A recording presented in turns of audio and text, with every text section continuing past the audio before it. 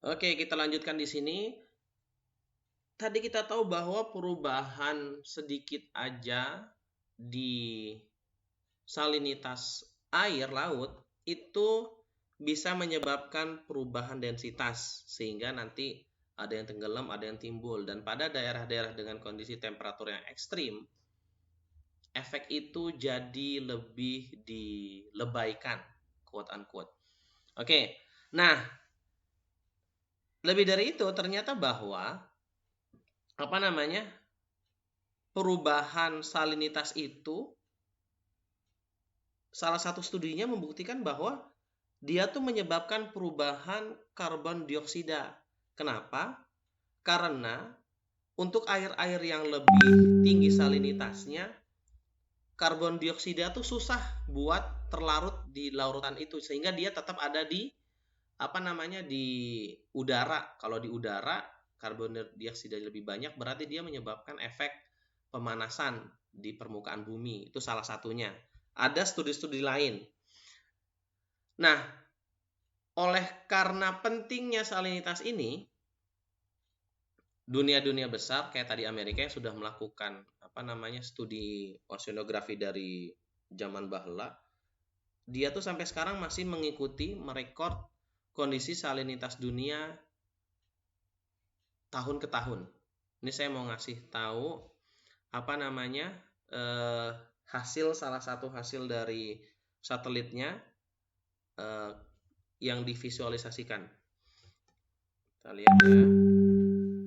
Ini gambarnya nih, kalau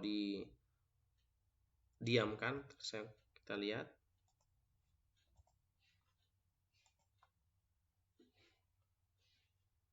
Ini tahun ini variasi salinitas dalam satu tahun dari dari 1 Desember 2011 sampai 1 Desember 2000, dari Desember 2011 sampai Desember 2012, satu tahun ya. Kita lihat perubahannya.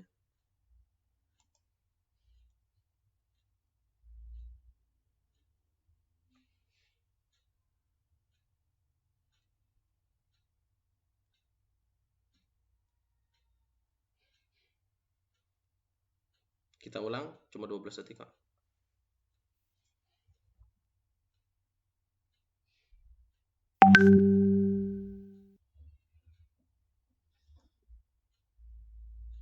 Oke, kita lanjut materi. Itu salah satu hasil dari satelit, nama satelitnya itu Argentina SACD Satellite. Itu yang dipakai buat mengukur salinitas permukaan laut. Dan ini bagi saya yang paling canggih nih. Kalau yang tadi kan ada yang diukur di lab, ada yang pakai persamaan matematis. Nah, ini pakai satelit, canggih nih. Oke. Biasanya juga salinitas itu divisualisasikan dengan yang disebut namanya isohalin. Isohalin itu adalah apakah? Isohalin itu garis-garis yang menghubungkan daerah-daerah dengan salinitas yang sama. Oke. Ini contohnya aja, contoh. Jadi kalau teman-teman baca ini ngerti. Grafis ini apa sih? Grafis ini adalah sama. Yang sebelah kanan, yang vertikal itu menunjukkan lintang. Yang horizontal menunjukkan bujur. Jadi kita tahu, oh Indonesia di mana, Amerika di mana, bisalah minimal menginterpretasikan si peta ini, baca sekilas saja. Oke.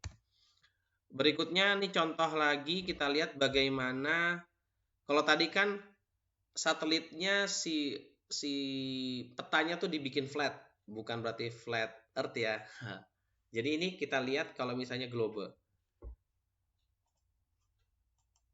Oke, kita lihat ya.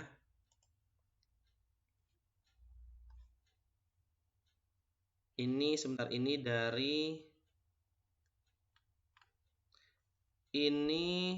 sama yang tadi juga Desember 2011 sampai 2012, tapi dia kalau divisualisasikan dalam bentuk globe. Teman-teman bisa ngeliat, cek ini di YouTube, linknya ada di presentasi kok, atau bisa ketik aja.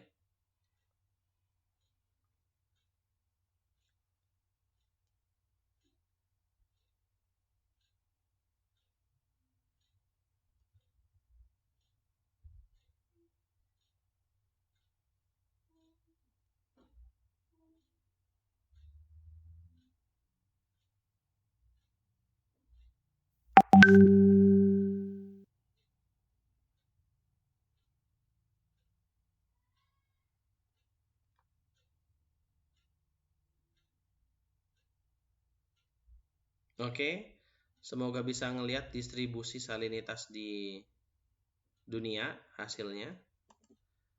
Sekarang saya mau ngasih lihat lagi, kita kembali ke ini. Sekarang kita lihat, kalau tadi kan dalam waktu 1 tahun, ini waktunya lebih panjang lagi, dari 2011 sampai 2014, kita lihat ya.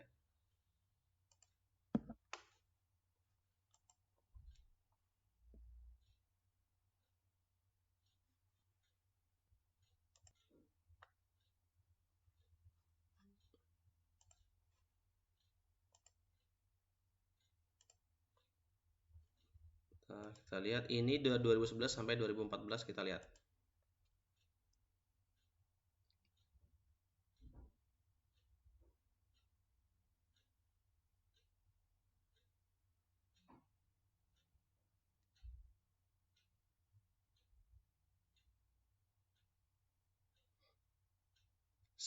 Selagi melihat ini, apa pendapat teman-teman tentang distribusi salinitas ini selama 2011 sampai 2014? Taruh komen kalian di grup. Kira-kira apa yang kalian dapat dari ngelihat video ini?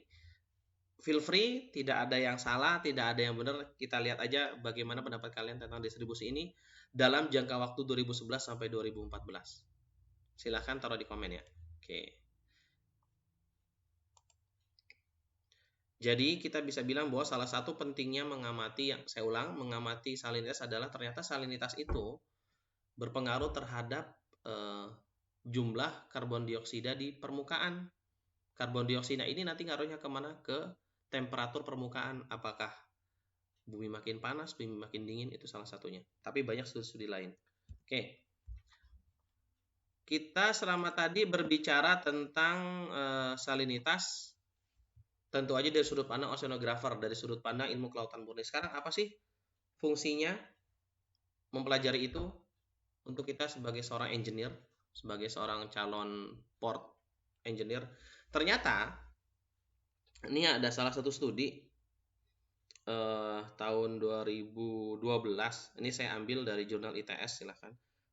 Dia melakukan penelitian terhadap baja A36. Baja A36 ini sebenarnya banyak dipakai di kapal. Kalau di pelabuhan tuh ada, cuma nggak begitu. Ada dipakai juga gitu. Saya nggak tahu seberapa seringnya, tapi dipakai juga. Nah, ternyata semakin tinggi salinitasnya, maka semakin tinggi laju korosinya. Dan itu salah satu faktor yang sangat dipertimbangkan untuk semua industri yang dia punya struktur di laut, industri oil dan gas, ataupun industri tadi pelabuhan, ataupun industri kapal. Jadi gitu. Jadi makin tinggi salinitas suatu perairan, maka laju korosi di perairan itu akan semakin tinggi. Oke. Di studi ini ditunjukkan bahwa setiap penambahan salinitas sebesar 1 per mil, 1 per mil itu gede ya kayak tadi ya, bahwa laju korosi rata-rata bertambah 0,0415 mmPy, itu millimeter per year. Apakah ini besar atau enggak, itu pelajaran lain. Nah, terus juga menyambung dengan kuliah sebelumnya, bahwa ternyata setiap penambahan suhu sebesar 100 derajat Celcius, laju korosi rata-rata bertambah sebesar 0,2052 mm per year. Nah, ini cuma hasil studi ya. Kalau di lapangan kayak misalnya 100 derajat Celcius itu artinya apa? Panas banget. Wah, enggak air laut dipanasin kayak gitu berarti mendidih.